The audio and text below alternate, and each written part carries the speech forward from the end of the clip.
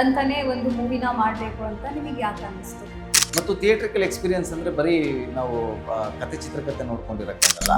ಶಬ್ದ ವಿನ್ಯಾಸ ಆಗಲಿ ಆ್ಯಂಡ್ ವಿಜುವಲ್ಸ್ ಆಗಲಿ, ಮ್ಯೂಸಿಕ್ ಆಗಲಿ, ಸ್ಕೋರ್ ಆಗಲಿ. ಕತೆ ಮಾಡುವಾಗ ನಿಮ್ಮ ಅನುಭವಗಳು ಹೇಗಿತ್ತು ಸರ್? ಈ ಸಿನಿಮಾದ ಕಥೆಯನ್ನು ಒಬ್ಬ ನೋಡುಗ ನೋಡಬೇಕಾದ್ರೆ ಅವನು ಕನೆಕ್ಟ್ ಮಾಡ್ಕೋಬೇಕಾಗ್ತದೆ. ನಿಜನಾ? ತುಂಬ ಗಟ್ಟಿಯಾಗಿ ನಿಂತ್ಕೊಂಡಿರ್ತಾನೆ, ಅವನಲ್ಲಿ ಎಮೋಷನ್ ಇರುತ್ತೆ. ಈಗಲೂ ಗೊತ್ತಾಗ್ಲಿಲ್ಲ ಅಂದ್ರೆ ನೀವು ಮನುಷ್ಯನ ಅಂತ ಡೌಟ್ ನನಗೆ. ಸೊ ಹಾಡುಗಳು ಅಂತ ಬಂದಾಗ ಎಸ್ ವೀಕ್ಷಕರೇ, ಇವಾಗ ನಮ್ಮೊಟ್ಟಿಗಿದ್ದಾರೆ ಪೀಟರ್ ಸಿನಿಮಾದ ಡೈರೆಕ್ಟರು ಸುಕೇಶ್ ಶೆಟ್ಟಿ ಸರ್. ಬನ್ನಿ ಅವರನ್ನ ಮಾತಾಡ್ಸೋಣ. ಪೀಟರ್ ಸಿನಿಮಾ ಹೆಂಗಿತ್ತು, ಹೆಂಗಿದೆ, ಅದ್ರ ಬಗ್ಗೆ ಒಂದಷ್ಟು ಮಾತುಕತೆನ ಮಾಡೋಣ. ಸರ್ ನಮಸ್ತೆ. ನಮಸ್ತೆ ಮ್ಯಾಮ್. ಸರ್, ಪೀಟರ್ ಅಂತಾನೆ ಒಂದು ಮೂವಿನ ಮಾಡಬೇಕು ಅಂತ ನಿಮಗೆ ಯಾಕೆ ಅನ್ನಿಸ್ತು? ದೂರದರ್ಶನ ಆದಮೇಲೆ ಒಂದಷ್ಟು ಕತೆಗಳ ಬಗ್ಗೆ ಯೋಚನೆ ಮಾಡ್ತಾ ಇರಬೇಕಾದ್ರೆ ಇಲ್ಲ ಈ ಸರಿ ಮತ್ತೊಂದೇನೋ ಹೊಸ ಅನುಭವನ ಕೊಡಬೇಕು. ಯಾಕೆಂದರೆ ದೂರದರ್ಶನ ಇಟ್ಸ್ ವೆರಿ ಕ್ಲಿಯರ್ ದಟ್ ಒಂದು ಎಮೋಷ್ನಲ್ ಟಚ್ ಇದ್ದಂಥ ಸಿನಿಮಾ. ಅಂದರೆ ಅದು ತುಂಬ ಕನೆಕ್ಟ್ ಮಾಡೋಕ್ಕೆ ಮಾಡಿದಂಥ ಸಿನಿಮಾ ಅದು. ಅಂದರೆ ಒಂದು 80s ಬ್ಯಾಕ್ಡ್ರಾಪಲ್ಲಿ ಒಂದು ಟಿ ವಿ ಅಂತ ಬಂದಾಗ ಯಾವ ಥರದ್ದು ಎಮೋಷನ್ ಅವಾಗ ಜನ್ರೇಟ್ ಆಗಿತ್ತು.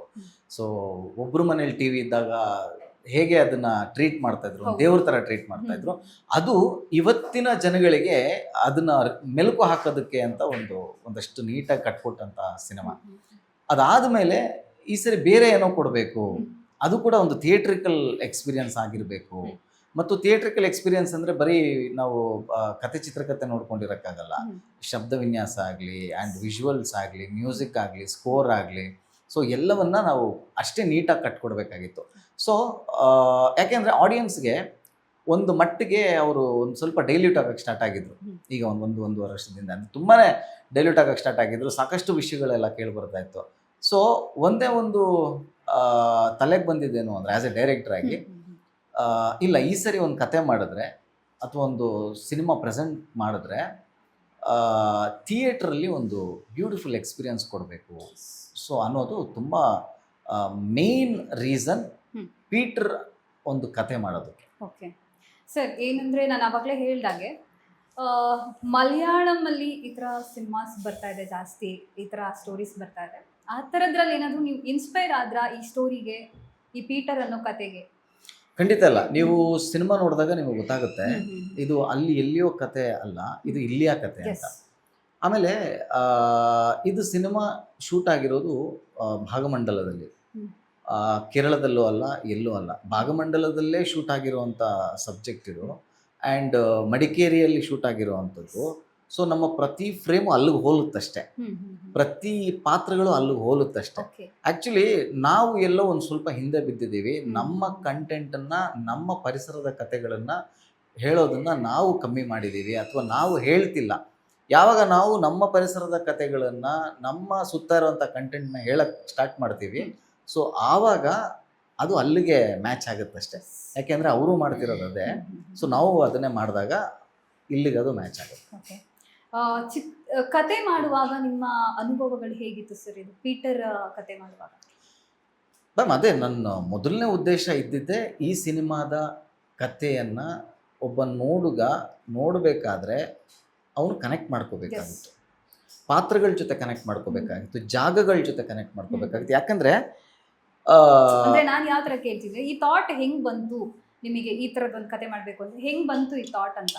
ಅದು ಮೋಸ್ಟ್ಲಿ ಕೆಲವೊಂದು ಸ್ಟಫ್ಸ್ ಇರುತ್ತೆ, ಕೆಲವ್ರಿಗೆ ಏನೋ ಬರೆಯೋ ಒಂದು ಅಭ್ಯಾಸ ಇರುತ್ತೆ. ಸೊ ಕಥೆನ ಸೃಷ್ಟಿ ಮಾಡೋ ಮೇ ಬಿ ಅದು ನಂದು ಸ್ಟ್ರಾಂಗ್ ಭಾಗನೇ ಅದು. ಅಂದರೆ ಪಾತ್ರಗಳನ್ನು ಸೃಷ್ಟಿ ಮಾಡೋದು, ಪಾತ್ರಗಳನ್ನು ಒಂದು ಬ್ಯಾಕ್ಡ್ರಾಪಲ್ಲಿ ಇಡೋದು, ಆ ಬ್ಯಾಕ್ಡ್ರಾಪಲ್ಲಿ ಕಾನ್ಫ್ಲಿಕ್ಟ್ನ ಸೃಷ್ಟಿ ಮಾಡೋದು. ಸೊ ಇದು ಅಂದರೆ ಇಮ್ಮಿಡಿಯೇಟ್ ಆಗುವಂಥದ್ದಲ್ಲ, it takes lot of time. ಏನಂದರೆ ಪೀಟರ್ ಅನ್ನೋದು ಒಂದು ಕ್ರಿಶ್ಚಿಯನ್ ವರ್ಡ್ ಥರ ನನಗೆ ಫೀಲ್ ಆಗುತ್ತೆ. ಸೊ ಪೀಟರ್ಗೂ ಈ ಚಂಡೆ ಈ ತರ ಟ್ರೆಡಿಷನಲ್ಗೂ ಏನು ವ್ಯತ್ಯಾಸ? ಪೀಟರ್ ಕ್ರಿಶ್ಚಿಯನ್ ವರ್ಡೇ. ಪೀಟರ್ ಅನ್ನೋದು ಕ್ರಿಶ್ಚಿಯನ್ ವರ್ಡೇ ಆ್ಯಂಡ್ ನೇಮೇ. ಸೊ ಬೇಸಿಕಲಿ ಅದು ಪೀಟರ್ ಅಂತಂದರೆ ಒಂದು ಆ ಪದದ ಅರ್ಥ ಬಂದು ರಾಕ್ ಅಂತ, ಒಂದು ಕಲ್ಲು, ಗಟ್ಟಿಯಾದ ಕಲ್ಲು. ಅಂದರೆ ಅದು ಅಷ್ಟು ಈಸಿಯಾಗಿ ಹೊಡಿದಿರುವಂಥ ಒಂದು ಕಲ್ಲದು. ಸೊ ಅದರದ್ದು ಅದನ್ನೇ ಡಿಪಿಕ್ಟ್ ಮಾಡಿರೋವಂಥದ್ದು ಪೀಟರ್. ನೀವು ಪೀಟರ್ ಅಂತ ಬಂದಾಗ ನೀವು ಸಿನಿಮಾದಲ್ಲಿ ಅಥವಾ ಟೀಸರಲ್ಲಿ ನೀವು ನೋಡ್ಬೋದು, ತುಂಬ ಗಟ್ಟಿಯಾಗಿ ನಿಂತ್ಕೊಂಡಿರ್ತಾನೆ, ಅವನಲ್ಲಿ ಎಮೋಷನ್ ಇರುತ್ತೆ. So main as a director ನಾನು ಏನು ಮಾಡಬೇಕಾಗಿತ್ತು ಅಂದರೆ ಎಮೋಷನ್ನ ದಾಟಿಸ್ಬೇಕಾಗಿತ್ತು, ಸಮಸ್ಯೆನ ದಾಟಿಸ್ಬೇಕಾಗಿತ್ತು, ಅದು ಆಡಿಯನ್ಸ್ ಕನೆಕ್ಟ್ ಆಗಬೇಕು, ಬಟ್ ಅವನ ಎಕ್ಸ್ಪ್ರೆಷನಲ್ಲಿ ಸೆಟಲ್ಡ್ ಆಗಿರಬೇಕಾಗಿತ್ತು. ಅಂದರೆ ನೀಟ್ಲಿ ಪೋರ್ಟ್ರೇಡ್ ಒಂದು ಕ್ಯಾರೆಕ್ಟರ್ ಆಗಿರಬೇಕಾಗಿತ್ತು ಅನ್ನೋದು ನಮ್ಮದು ಮೇನ್. ಓಕೆ, ನಾನು ಟ್ರೈಲರ್ ನೋಡಿದಾಗ ಒಂದಷ್ಟು ರಿವ್ಯೂಸ್ಗಳನ್ನ ನೋಡಿದೆ. ಕನ್ನಡಕ್ಕೆ ಬಂದರೆ ಈ ಥರ ಚಿತ್ರ ಬರಬೇಕಪ್ಪ ಅಂತ ತುಂಬ ಸಾಕಷ್ಟು ಜನ ಹೇಳಿದ್ದಾರೆ. ಆಮೇಲೆ ಸಾಂಗ್ಸ್ಗಳಾಗಿರ್ಬೋದು, ನಾನೊಂದು ಸಾಂಗ್ಸ್ ತುಂಬ ನನಗೆ ಪರ್ಸ್ನಲಿ ಕನೆಕ್ಟ್ ಆಯಿತು, ತಾಯಿ ಆದಳು ತಾಯಿ ಸಾಂಗ್ಸ್. ಆ ಸಾಂಗ್ ಬಗ್ಗೆ ಆಗಿರ್ಬೋದು ಒಂದಷ್ಟು ಏನು ಹೇಳ್ಬೋದು ನೀವು? ಯಾ, ಆ್ಯಂಡ್ ಮೊದಲನೇದಾಗಿ ಅದೇ ನೀವೇನು ಹೇಳ್ತಿದ್ದೀರಾ ಅದು ನಮಗೆ ಸಾಕಷ್ಟು ಇಂಡಸ್ಟ್ರಿಯಿಂದನೂ ಬರ್ತಾ ಇದೆ, ಹೊರಗಡೆಯಿಂದನೂ ಬರ್ತಾ ಇದೆ. ಆ್ಯಂಡ್ ನನಗೆ ಒಬ್ಬನಿಗೆ ಅಲ್ಲಿಗೆ ಇಡೀ ತಂಡಕ್ಕೆ ಬರ್ತಾ ಇದೆ. ಇಲ್ಲ ತುಂಬ ಟೆಕ್ನಿಕಲಿ ತುಂಬ ಸ್ಟ್ರಾಂಗ್ ಸಿನಿಮಾ ಮಾಡಿದ್ದೀರಾ, ದೂರದರ್ಶನಕ್ಕೂ ಇದಕ್ಕೂ ಸಾಕಷ್ಟು ಡಿಫ್ರೆನ್ಸ್ ಇದೆ, ತುಂಬ ಏನೋ ಒಂದು ಒಂದು ಹೊಸ ಅನುಭವವನ್ನು ಕೊಡುವಂಥ ಒಂದು ಸಿನಿಮಾ ಅನ್ನಿಸ್ತಾ ಇದೆ, ಇದು ಇಂಟೆನ್ಸ್ ಆಗಿ ಮಾಡಿದ್ದೀರಾ ಅನ್ನೋದು. ಸೊ ಹಾಗಾಗಿ ನಮಗೆ ಮೇನ್ ಉದ್ದೇಶ ಇದ್ದಿದೆ ಅದು. ನಾವು ಏನಾದರೂ ಒಂದು ಕೊಡಬೇಕು. ಈಗ ಆಡಿಯನ್ಸ್ ಥಿಯೇಟ್ರಿಗೆ ಬರಬೇಕು ಅಂದರೆ ನಮಗೆ ಕರೆಯೋದಕ್ಕೆ ಒಂದು ಏನೋ ಒಂದು ಸ್ಟ್ರಾಂಗ್ ಪಾಯಿಂಟ್ ಬೇಕಲ್ಲ. ನಾವು ಸುಮ್ಮನೆ ಬರೀ ಕತೆ ಮಾಡ್ಕೊಂಡು ಶೂಟ್ ಮಾಡ್ಕೊಂಡು ಬಂದು ನಾವು 4 ಸಾಂಗ್ ಬಿಡ್ತೀವಿ, ಒಂದು ಟೀಸರ್ ಟ್ರೈಲರ್ ಬಿಡ್ತೀವಿ ಅಂತಂದರೆ ಜನ ಬರಲ್ಲ ಇವಾಗ. ಸೊ ಅದಕ್ಕೆ ನಾವು ಟೈಟಲ್ ಅನೌನ್ಸ್ಮೆಂಟಿಂದ ಹಿಡಿದು ಪೀಟರ್ ಅಂತ ಹೇಳೋದು ಕೂಡ ಅದೇ ಕಾರಣ, ಅದು ಒಂದು ಕ್ಯಾಚಿ ಟೈಟಲ್. ಸೊ ಏನಾಗುತ್ತೆ, ಅಟೆನ್ಷನ್ ಸೀಕ್ ಮಾಡಬೇಕು. ಇದೇನಿದು ಟೈಟಲ್ಲು ನೀವು ಹೇಳಿದ್ರಿ, ಇವಾಗ ನಿಮ್ಗೆ ಕ್ವಶನ್ ರೈಸ್ ಆಗಿರೋದೇ ಅದಕ್ಕೆ. ಸೊ ಆ ಥರದ್ದೊಂದು ಡಿಸ್ಕಷನ್ ಆಗಬೇಕು. ಸೊ ಈಗ ಹೇಗೆ ಒಂದು ಊರಿನಲ್ಲಿ ಬೇರೆ ಬೇರೆ ಬೇರೆ ಬೇರೆ ಹೆಸರುಗಳಿರ್ತವೆ, ಹಾಗೆ ಆ ಊರಿನಲ್ಲಿ ಪೀಟರ್ ಕೂಡ ಒಂದು ಹೆಸರು ಅಷ್ಟೇ. ಸೊ ಪೀಟರ್ ಅನ್ನೋನು ಆ ಊರಿನಲ್ಲಿ ಎಲ್ರಿಗೂ ಗೊತ್ತಿರುವಂಥವನು, ಎಲ್ರಿಗೂ ಇಷ್ಟಪಡುವಂಥ ವ್ಯಕ್ತಿ, ಅವನನ್ನು ಎಲ್ಲರೂ ಇಷ್ಟಪಡುವಂಥ ವ್ಯಕ್ತಿ, ಅವನ ಬದುಕಲ್ಲಿ ನಡೆಯುವಂಥ, ಅವನ ಸುತ್ತ ಇರುವಂಥ ಸ್ಟ್ರಾಂಗ್ ಕ್ಯಾರೆಕ್ಟರ್ಗಳ ಜೊತೆ ಗುದ್ದಾಡ್ಕೊಂಡು ನಡೆಯುವಂಥ ಒಂದು ಪಾತ್ರ ಅದು. ಆ್ಯಂಡ್ ಹಾಡುಗಳಂತ ಬಂದಾಗ ಎಸ್ ಅಫ್ಕೋರ್ಸ್ ನಮ್ಮ ದೂರದರ್ಶನದಲ್ಲೂ ಫಸ್ಟ್ ವೆರೈಟಿ ಹಾಡುಗಳು ತುಂಬ ಇಂಪಾರ್ಟೆಂಟ್ ಆಗಿತ್ತು. ಯಾಕೆಂದರೆ ನನಗೆ ಅದು ಒಂದು ಸ್ಟ್ರಾಂಗ್ ಪಾಯಿಂಟ್ ಅಂತ ಅನಿಸುತ್ತೆ ಹಾಡುಗಳು. ಆಮೇಲೆ ಮ್ಯೂಸಿಕ್ಗೆ ನನಗೆ ತುಂಬ ಇಂಪಾರ್ಟೆಂಟ್ ಕೊಡ್ತೀನಿ ನಾನು. ಆ್ಯಂಡ್ ಒಂದು ಸಿನಿಮಾ ಅಂತ ಬಂದಾಗ ಅಷ್ಟೂ ಕ್ರಾಫ್ಟ್ಗಳು ಪರ್ಫೆಕ್ಟಾಗಿ ನಾವು ಕ್ರಿಯೇಟ್ ಮಾಡಿದಾಗಲೇ ಒಂದು ಸಿನಿಮಾ ನೀಟಾಗಿ ನೋಡ್ಸ್ಕೊಂಡು ಹೋಗೋಕ್ಕೆ ಸಾಧ್ಯ ಇದೆ. ಸೊ ಹಾಡುಗಳು ಅಂತ ಬಂದಾಗ ಎಸ್ ಎಲ್ಲ ಸೆಂಟಿಮೆಂಟ್ ಹಾಡುಗಳಿದೆ. 4 ಜಾನರಲ್ಲಿ ನಾವು ಹಾಡು ಮಾಡಿದ್ದೀವಿ. ಒಂದು ಲವ್ ಸಾಂಗ್ ಆಗಿರಲಿ, ತಾಯಿ ಸಾಂಗ್ ಆಗಿರಲಿ, ಜೋಶ್ ಜವಾನಿ ಆಗಿರಲಿ, ಆ್ಯಂಡ್ ಮೊನ್ನೆ ಬಂದಿರೋ ಒಂದು brawl song, rivalry song, ding dong ಆಗಿರಲಿ. ಸೊ ಇದೆಲ್ಲವೂ ಒಂದಷ್ಟು ಕನ್ಫ್ಯೂಷನ್ ಹುಟ್ಟಾಕಿದೆ. ಇದು ಈ ಥರ ಸಿನಿಮಾನ, ಇದು ಆ ಥರ ಸಿನಿಮಾನ, ಇಲ್ಲ ಇದು ಜೋಶ್ ಜವಾನಿ ಅಷ್ಟೊತ್ತಿಗೆ ಅವ್ರು ಯಾವುದೋ ಒಂದು ಕನ್ಕ್ಲೂಷನ್ ಬಂದಿದ್ರು. ಡಿಂಗ್ ಡಾಂಗ್ ಬಂದಾಗ ಇದು ಯಾವ ಥರ ಸಿನಿಮಾ, ಇದು ಥಿಯೇಟ್ರಲ್ಲೇ ನೋಡ್ಬೇಕು ನಾವು ಅನ್ನೋ ಥರ. So this is the basic idea. Okay, ಇಬ್ರು ಬ್ಯೂಟಿಫುಲ್ ಆಕ್ಟರ್ಸ್ ಇದ್ದಾರೆ, ಇವರಿಬ್ಬರನ್ನೇ ತಗೊಬೇಕು ಅಂತ ನಿಮಗೆ ಹೇಗೆ ಅನ್ನಿಸ್ತು? ಈ ಕತೆಗೆ ಹೇಗೆ ಸೂಟ್ ಆಗ್ತಾರೆ ಅಂತ ನಿಮಗೆ ಅನ್ನಿಸ್ತಾ? ಹೇಗೆ ಅನ್ನಿಸ್ತು? ಹೌದು, ಅದೇ ನಾ ಹೇಳೋದು, ಒಂದು ನಿರ್ದೇಶಕ ಕತೆ ಬರಿಬೇಕಂದ್ರೆ ಆ ಪಾತ್ರದ ರೂಪುರೇಷೆ ಬಂದ್ಬಿಟ್ಟಿರುತ್ತೆ. ಫಸ್ಟ್ ಅವನು ಪ್ಲ್ಯಾನ್ ಮಾಡ್ಕೊಬೇಕಾಗಿರೋದು ಅವನ ಪಾತ್ರಕ್ಕೆ ಅಪಿಯರೆನ್ಸು ಆ್ಯಕ್ಟ್ರೆಸ್ ಅಲ್ಲಿ ಇದೆಯಾ ಇಲ್ವಾ ಅಂತ ಫಸ್ಟ್ ಅವನು ಪ್ಲ್ಯಾನ್ ಮಾಡ್ಕೋಬೇಕು. ಆ ಅಪಿಯರೆನ್ಸ್ ಇರೋರನ್ನ ಕ್ಯಾಸ್ಟ್ ಮಾಡಿದಾಗ 50% ಅಲ್ಲಿ ವರ್ಕ್ ಮುಗಿದೆ. ಎಷ್ಟು ಸರ್ಚ್ ಮಾಡಿದ್ದೀರಾ ಈ ಇಬ್ರು? ತುಂಬಾ ವರ್ಷದಿಂದ ಸರ್ಚ್ ಮಾಡಿದ್ರು. ಇಲ್ಲ, ನನಗೆ ಜಾನ್ವಿ ಅವ್ರ ಪೊಟೆನ್ಷಿಯಲ್ ಗೊತ್ತಿತ್ತು. ಓಕೆ, ಅವ್ರು ಬಿಡಿ ಫುಲ್ ಅವ್ರ ಪೊಟೆನ್ಷಿಯಲ್ ಗೊತ್ತಿತ್ತು. ಆ್ಯಂಡ್ ನಾನು ಜಾನ್ವಿ ಸುಮಾರು ವರ್ಷಗಳ ಆಲ್ಮೋಸ್ಟ್ ನನ್ನ ಸಿನಿಮಾ ಇಂಡಸ್ಟ್ರಿ ಎಂಟ್ರಿ ಆದಾಗಿಂದನೂ we know each other. Almost 10 years ಆಯ್ತು. 2016 ಅಲ್ಲಿಂದ ಪರಿಚಯ. ಇವರು ತುಂಬಾ ಸಾಫ್ಟ್ ಮುದ್ದಾಗಿರೋ ಹುಡುಗಿ, ಇವ್ರು ಹಿಂಗೆ ಇವರ ನನ್ನ ಸಿನಿಮಾದಲ್ಲೂ ಮಾಡಿರೋ ಪ್ರಕಾರ ಅಥವಾ ಮಾತಾಡಿರೋ ಪ್ರಕಾರ, ಇವತ್ತು ಮಾತಾಡಿರೋ ಪ್ರಕಾರದಲ್ಲಿ ಹೇಳ್ತಾ ಇದೀನಿ, ಸಾಫ್ಟ್ ಕ್ಯಾರೆಕ್ಟರ್. ಇವ್ರು ಪಟ ಅಂತ ಪಟಾಕಿ ತರ ಮಾತಾಡ್ತಾರೆ. ಸೊ ಇಲ್ಲ, ಪಾತ್ರ ಅಂತ ಬಂದಾಗ ಎಸ್ ಇವ್ರಿಗೆ ಸಾಕಷ್ಟು ಕೆಲಸಗಳಾಗಿತ್ತು. ಅಂದರೆ ಅದೇ ನಾನು ಹೇಳಿದ್ನಲ್ಲ, ಒಂದು ಕ್ಯಾರೆಕ್ಟರ್ ತಲೆಯಲ್ಲಿತ್ತು ಆಲ್ರೆಡಿ. ಅಂದರೆ ಈ ಥರದ್ದೇ ಬೇಕು, ಹೀಗೆ ಇರಬೇಕು, ಅಪಿಯರೆನ್ಸ್ ಹೀಗೆ ಇರಬೇಕು, ಮತ್ತು ಅವರು ಸ್ಕ್ರೀನ್ ಮೇಲೆ ಹೀಗೆ ಕಾಣಬೇಕು ಅನ್ನೋದು ಇಂಪಾರ್ಟೆಂಟ್ ಒಂದು ಮ್ಯಾಟ್ರ್ ಆಗಿತ್ತು ನಮಗೆ. ಬಟ್ ಅದನ್ನು ಅಚೀವ್ ಮಾಡೋದಕ್ಕೆ ಟೈಮ್ ಬೇಕಾಗುತ್ತೆ. ಯಾಕೆಂದರೆ ನಮಗೆ ಸಾಕಷ್ಟು ರೆಫರೆನ್ಸ್ಗಳು ಬರುತ್ತೆ. ನಾವು ಸಿನಿಮಾ ಮಾಡ್ತೀವಿ ಅಂದಾಗ ಡೈರೆಕ್ಟ್ರಿಗೆ ಒಂದಷ್ಟು ರೆಫರೆನ್ಸ್ಗಳು ಬರ್ತಾ ಹೋಗುತ್ತೆ. ಸಾರ್ ಅವ್ರ ಥಾಟ್ಗೆ ಅದು ಕನೆಕ್ಟ್ ಹಾ. ಆಗ್ಬೇಕಲ್ವಾ? ಇದು ನೋಡಿ ಅಂತ. ಸೊ ಯಾವಾಗ ಇವ್ರ ಪ್ರೊಫೈಲ್ ಬರುತ್ತೆ, ಇವ್ರ ಪ್ರೊಫೈಲ್ ಬಂದಾಗ ಓಕೆ ಅಪಿಯರೆನ್ಸ್ ವೈಸ್ ಮ್ಯಾಚ್ ಆಗುತ್ತೆ, ಬಟ್ ನನಗೆ ಇವ್ರ ಪರ್ಫಾರ್ಮೆನ್ಸ್ ವೈಸ್ ಗೊತ್ತಿರಲಿಲ್ಲ. ಅಂದರೆ ಹೆಂಗೆ ಮಾಡ್ಬೋದು ಏನು ಎತ್ತ ಅಂತ. ಅದಾದಮೇಲೆ ಒಂದು ಕಾನ್ಫಿಡೆನ್ಸ್ ಬಿಲ್ಡ್ ಆಯಿತು. ಯಾಕೆಂದರೆ ಅದು ಮಾತಾಡಿದಾಗ ಆಗಲಿ ಆ್ಯಂಡ್ ಇವ್ರದ್ದು ಒಂದಷ್ಟು ಆಡಿಷನ್ ಕೊಟ್ಟ ಮೇಲೆ ಆ್ಯಂಡ್ ಇವ್ರಿಗೆ ಕೆಲವೊಂದೆಲ್ಲ ನಾನು ಹೇಳ್ತಿದ್ದೆ, ಈ ಥರದ್ದು ಒಂದಷ್ಟು ಎಲ್ಲ ರೆಡಿ ಮಾಡ್ಕೊಂಡು ಬನ್ನಿ ಆ ಥರದ್ದು ಎಲ್ಲ ಅಂದಾಗ, so she was given her 100%. ಯಾಕೆಂದರೆ ಇವರಿಬ್ಬರಲ್ಲೂ ಆ್ಯಂಡ್ ತುಂಬ biggest character for the film and you even can't imagine. Okay, so ಹಾಂ, ಸೊ ಆ ಥರ ಇದ್ದಾಗ ನಾವು ತುಂಬಾ ಆಮೇಲೆ ನನಗೆ ಇನ್ನೊಂದೇನಿತ್ತು ಅಂದರೆ, ಈಗ she is established actress and she is very huge potential ಇರುವಂಥ ಆ್ಯಕ್ಟ್ರೆಸ್ ಇದೆ ಅಂದಾಗ ಮತ್ತೆ ಇನ್ನೊಂದು ನಟಿನ ಕರ್ಕೊಂಬಂದು ಅದು ವರ್ಕ್ ಆಗಬೇಕು, ವರ್ಕ್ ಆಗಲೇಬೇಕು, ಅಂದರೆ ಟಗ್ ಆಫರ್ ಇರಬೇಕು. ಸೊ ಪರ್ಫಾರ್ಮೆನ್ಸ್ ವೈಸ್ ಆಗಲಿ, ಸೊ ಅದು ತುಂಬ ಇಂಪಾರ್ಟೆಂಟ್ ಆಗಿತ್ತು. ಸೊ ಹಾಗಾಗಿ performance wise and appearance wise ಎಲ್ಲವನ್ನ ನೀಟಾಗಿ ಪ್ಲ್ಯಾನ್ ಮಾಡಿನೇ ನಾವು 90% ಹಿಸ್ ವರ್ಕ್, 10% ನಾವು ಹಾಕಿದ್ದೀವಿ. ಎಸ್ ಸರ್, ಇವಾಗ ದೂರದರ್ಶನ ಮೂವಿ ಮಾಡಿ ಲಾಂಗ್ ಬ್ಯಾಕ್ ಆಗಿ ಇದನ್ನ ಮಾಡಿದ್ರಿ ಅಲ್ವಾ? ಸೊ ಅವಾಗ ಯಾಕೆ ನೀವು ಅಷ್ಟು ಗ್ಯಾಪ್ನ ತಗೊಂಡ್ರಿ? ಇಲ್ಲ, 1 ವರ್ಷಕ್ಕೆ ನಾವು ಸ್ಕ್ರಿಪ್ಟ್ ಲಾಕ್ ಮಾಡಿದ್ವಿ. ಈಗ 2023 ರಿಲೀಸ್ ಆಯಿತು ಫಿಲಮ್.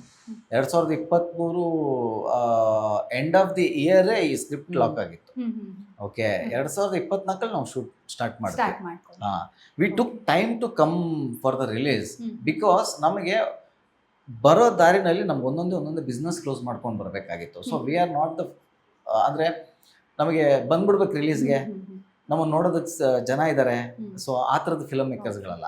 ನಮಗೆ ಪ್ರತಿಯೊಂದು ಕ್ರಾಫ್ಟನ್ನು ಅಚ್ಚುಕಟ್ಟಾಗಿ ನಾವು ರೆಡಿ ಮಾಡಬೇಕಾಗಿತ್ತು. ಈವನ್ ನಮ್ಮ cinema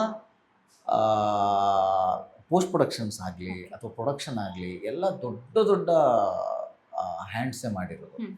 and technically we are very strong. So ಎಲ್ಲೂ ಕೂಡ ನಾನು ಅದನ್ನು ಡ್ರಾಪ್ ಮಾಡೋಕ್ಕೆ ಹೋಗಿಲ್ಲ. ಆ್ಯಂಡ್ ಟೆಕ್ನಿಕಲಿ ನಾವು ಸ್ಟ್ರಾಂಗ್ ಇರಬೇಕು ಅಂದಾಗ, ಪ್ಲಸ್ ನಮ್ಮ ಸಿನಿಮಾಗೆ ಈಗ ಪ್ರತಿಯೊಂದು ಸಿನಿಮಾಗೂ ಒಂದು ಹೈ ಪಾಯಿಂಟ್ ಅಂತ ಇರುತ್ತೆ. ಆ ಹೈ ಪಾಯಿಂಟ್ ಟೈಮಲ್ಲೇ ನಾವು ರಿಲೀಸಿಗೆ ಬರಬೇಕು. ನಾವು ಬರೀ 2 ಸಾಂಗ್ ಬಿಟ್ಟು ಬರ್ತೀವಿ, ಒಂದು ಟೀಸರ್ ಬಿಟ್ಟು ಬರ್ತೀವಿ, ಒಂದು ಟೈಟ್ಲ್ ಅನೌನ್ಸ್ ಮಾಡಿ ಬರ್ತೀವಿ ಅಂತ ಆಗಲ್ಲ. ಬಟ್ ನಾವು ಬಿಟ್ಟಿರೋ ಟೈಟಲ್ಲು ರೀಚ್ ಮಾಡಿಸ್ಬೇಕು, ಸಾಂಗು ರೀಚ್ ಮಾಡಿಸ್ಬೇಕು, ಎಲ್ಲವನ್ನ ನಾವು ರೀಚ್ ಮಾಡಿಸ್ಬೇಕು. ಆ ರೀಚ್ ಕರೆಕ್ಟಾಗಿ ಆಗ್ತಿದೆ ಅಂದಾಗ್ಲೇ ನಮಗೆ ಗೊತ್ತಾಗೋದು ಇದು ರೀಚ್ ಆಗ್ತಿದೆ ಅಂತ. ಓಕೆ, ಇವಾಗ ಪೀಟರ್ ಸಿನಿಮಾಕ್ಕೆ ಒಂದು ಹೀರೋ ಕ್ಯಾರೆಕ್ಟರ್ ತುಂಬಾ ಇಂಪಾರ್ಟೆಂಟ್ ಆಗುತ್ತೆ. ಸೊ ರಾಜೇಶ್ ಅವರೇ ಯಾಕೆ? ರಾಜೇಶ್ ಅವರೇ ಯಾಕೆ ಅನ್ನೋದಕ್ಕಿಂತ ನನಗೆ ಅದಕ್ಕೆ ಮುಂಚೆ ನನಗೆ ಯಾವುದೋ ಒಬ್ಬ ನಟನ ಇಮೇಜಿಂದ ಪೀಟರ್ ಕ್ಯಾರೆಕ್ಟರ್ ಹೋಗೋದು ಇಷ್ಟ ಇರಲಿಲ್ಲ. ಪೀಟರ್ ಕ್ಯಾರೆಕ್ಟ್ ಈಗ ನೀವು ಟ್ರೈಲರ್ ನೋಡಿದ್ದೀರಾ. ಸೊ ಟ್ರೈಲರಲ್ಲಿ ರಾಜೇಶನ ನಾವು ತೋರಿಸಿರೋ ರೀತಿಗೂ ನೀವು ಇಷ್ಟು ದಿನ ಅವ್ರನ್ನ ನೋಡ್ಕೊಂಡ್ ಬಂದಿರೋ ರೀತಿಗೂ ಸಾಕಷ್ಟು ವ್ಯತ್ಯಾಸ ಇದೆ. ಸೊ ಮೊದಲನೇ ಪಾಯಿಂಟ್ ಏನು ಅಂದರೆ, ಒಬ್ಬ ಪೀಟರ್ ಆಗಿ ಕಾಣಿಸ್ಬೇಕು, ಒಬ್ಬ ಪೀಟರ್ ಸ್ಟಾರ್ ನಟನ ಇಮೇಜಲ್ಲಿ ಕಾಣಿಸ್ಬಾರ್ದು. ಒಬ್ಬ ಸ್ಟಾರ್ ನಟನ ಇಮೇಜಲ್ಲಿ ಕಾಣಿಸಿದಾಗ that is the biggest failure for the team. Okay, so ಹಾಗಾಗಿ ರಾಜೇಶ್ ಮತ್ತು ನಮ್ಮ ಟೀಮ್ ಜರ್ನಿ 0 ಡೇಸಿಂದನೂ ಇದೆ. ಅಂದರೆ ಈ ಸಿನಿಮಾ ಮಾಡಬೇಕು ಅಂತ ಹೊರಟಾಗ್ಲೇ ಒಂದಷ್ಟು ಜಾನ್ವಿ ಆಗಲಿ ರಾಜೇಶ್ ಆಗಲಿ ಅವರು ಫಸ್ಟ್ ಸೆಲೆಕ್ಟ್ ಆಗಿದೆ. ಅಂದರೆ ಕತೆ ಫೈನಲ್ ಆದಮೇಲೆ ಇಲ್ಲ ಇವರೇ ಮಾಡ್ತಾರೆ, ಈ ಕ್ಯಾರೆಕ್ಟರ್ ಇವರೇ ಮಾಡ್ತಾರೆ ಅಂತ ಸೆಲೆಕ್ಟ್ ಆಗಿರುವಂಥದ್ದು. ಸೊ ರಾಜೇಶ್. ಓಕೆ, ಇವಾಗ ಟ್ರೈಲರ್ನ ಜನಗಳು ತುಂಬ ಒಪ್ಕೊಂಡಿದ್ದಾರೆ. ಆಡಿಯನ್ಸ್ಗೆ ಏನು ಹೇಳಕ್ಕೆ ಇಷ್ಟಪಡ್ತೀರಾ? ಎಸ್, ಏಪ್ರಿಲ್ 10ನೇ ತಾರೀಕು ಸಿನಿಮಾ ರಿಲೀಸ್ ಆಗ್ತಿದೆ. ಅದೆಲ್ಲದಕ್ಕಿಂತ ಇಲ್ಲಿವರೆಗೂ ರಿಲೀಸ್ ಆಗಿರೋ ಕಂಟೆಂಟ್ಗಳೇನಿದೆ, ಇಲ್ಲಿವರೆಗೂ ರಿಲೀಸ್ ಆಗಿರೋ ಸಾಂಗ್ಗಳಾಗಲಿ, ಟೀಸರ್ಗಳಾಗಲಿ, ಪ್ರೋಮೋಸ್ಗಳಾಗಲಿ, ಮತ್ತು ನಾವು ಇಲ್ಲಿವರೆಗೂ ಮಾಡ್ಕೊಂಬಂದಿರೋ ಪ್ರಮೋಷನಲ್ ಸ್ಟ್ರಾಟಜೀಸ್ಗಳಾಗಲಿ, ಇದೆಲ್ಲವನ್ನ ನೋಡ್ತಾ ಆಡಿಯನ್ಸ್ಗೆ ಒಂದು ಕಾನ್ಫಿಡೆನ್ಸ್ ಉಟ್ಕೊಳ್ಳುತ್ತೆ ನಮ್ಮ ತಂಡದ ಮೇಲೆ. ಆ ಕಾನ್ಫಿಡೆನ್ಸ್ನ ನಾವು ಥಿಯೇಟ್ರಲ್ಲಿ 100% ಫುಲ್ಫಿಲ್ ಮಾಡ್ತೀವಿ. ಸೊ ಈ ಉದ್ದೇಶಕ್ಕೆ ಈ ಥಿಯೇಟ್ರಿಕಲ್ ಎಕ್ಸ್ಪೀರಿಯನ್ಸ್ಗೆ ಸಿನಿಮಾ ನೋಡೋದಕ್ಕೆ ಆಡಿಯನ್ಸು ಥಿಯೇಟ್ರಿಗೆ ಬರಬೇಕು. And 100% we entire team promise ಮಾಡ್ತೀವಿ, ಒಂದು ಸರಿ ನೀವು ಥಿಯೇಟ್ರಿಗೆ ಬಂದರೆ ಸಿನಿಮಾದಲ್ಲಿರುವಂಥ ಅಷ್ಟು ಕ್ಯಾರೆಕ್ಟರ್ಗಳನ್ನು ನೀವು ಮನೆಗೆ ಕರ್ಕೊಂಡು ಹೋಗ್ತೀರಾ. ಸೊ ಇದು ಮಾತ್ರ ನಾವು 100% ನಿಮಗೆ ಪ್ರಾಮಿಸ್ ಮಾಡ್ತಾ ಇದ್ದೀವಿ. ಓಕೆ, ಇವಾಗ ಒಂದಷ್ಟು ಇನ್ಫಾರ್ಮೇಶನ್ಸ್ ನಿಮ್ಮ ಕಡೆಯಿಂದ ಆಡಿಯನ್ಸ್ಗೆ ರೀಚ್ ಆಗಿರುತ್ತೆ. ನಿಮ್ಮೊಟ್ಟಿಗೆ ಮಾತಾಡಿ ನನಗೆ ತುಂಬ ಖುಷಿ ಆಯಿತು ಸರ್. Thank ಏಪ್ರಿಲ್ 10ನೇ ತಾರೀಕು ಎಲ್ಲರೂ ಕೂಡ ಥಿಯೇಟರ್ಗೆ ಬಂದು ಸಿನಿಮಾನ ನೋಡಿ ಅಂತ ಹೇಳ್ತಾ ಕಾರ್ಯಕ್ರಮನ ಎಂಡ್ ಮಾಡ್ತಾ ಇದ್ದೀನಿ. Thank you. ಲೇಟೆಸ್ಟ್ ಹಾಗೂ ಇಂಟ್ರೆಸ್ಟಿಂಗ್ ಸುದ್ದಿಗಳಿಗಾಗಿ ಬಾಸ್ ಟಿವಿ ಕನ್ನಡ ಚಾನೆಲ್ನ ಸಬ್ಸ್ಕ್ರೈಬ್ ಮಾಡಿ. ಹಾಗೆಯೇ ಬೆಲ್ ಐಕಾನ್ ಪ್ರೆಸ್ ಮಾಡಿ. ಇದರ ಜೊತೆಗೆ ಫೇಸ್ಬುಕ್, ಇನ್ಸ್ಟಾಗ್ರಾಮ್, ಎಕ್ಸ್ನಲ್ಲೂ ಮಿಸ್ ಮಾಡದೆ ಫಾಲೋ ಮಾಡಿ.